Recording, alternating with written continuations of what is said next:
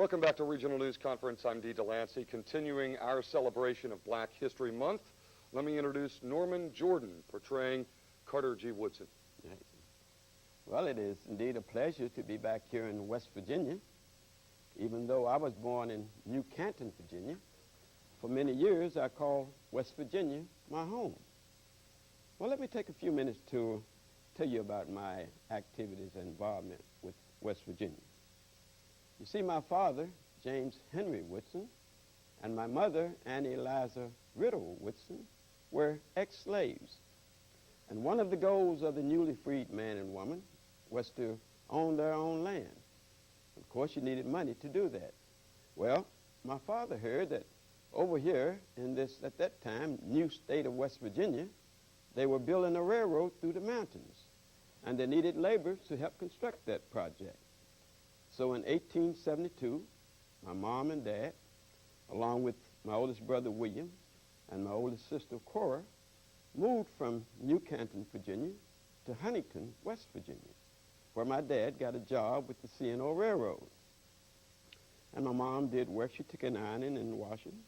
Well, they worked very hard and saved their money, and in just 2 years, they had accumulated enough money to move back to New Canton, Virginia, and purchase 21 acres of land. Well, they moved back in 1874, and I was born in 1875. So you see how close I came to being a West Virginian? Well, nevertheless, throughout my young adult life, I often heard the word West Virginia mentioned in conversations on my mom and dad's farm. Sometimes sitting at the dinner table or out on the front porch, the word West Virginia would come up in conversations. And from time to time, we would see young groups of colored men coming through our area, headed over here to West Virginia to look for work and a better way of life. When I was about 12 years old, my oldest brother William joined a group of those men. You see, there was a migration of young Negro men out of Virginia into West Virginia at that time. The following year, my oldest sister Cora moved to Huntington, where she got a job as a domestic.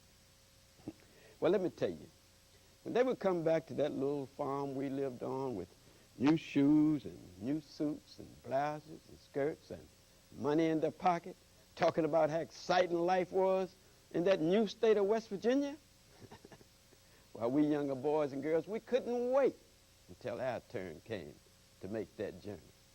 Well, mine came in 1892. Like my mom and dad and brothers and sisters, I also moved to Huntington and got a job with the C&O Railroad line.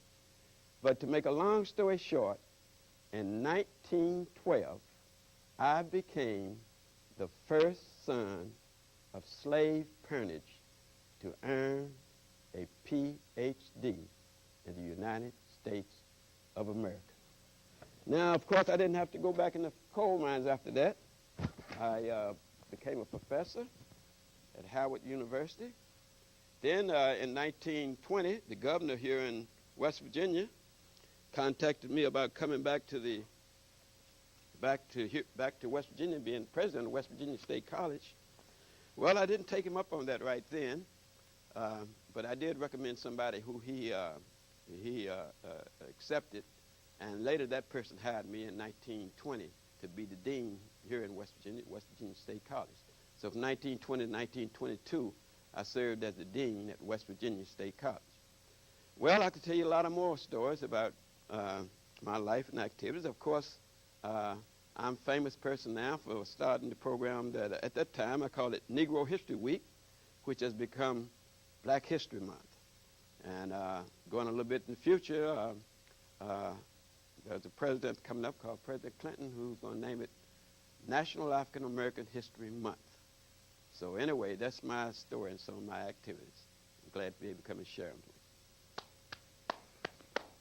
you. Unfortunately, just me applauding, but that was wonderful. Carter G. Woodson or Norman Jordan, thank you. Okay.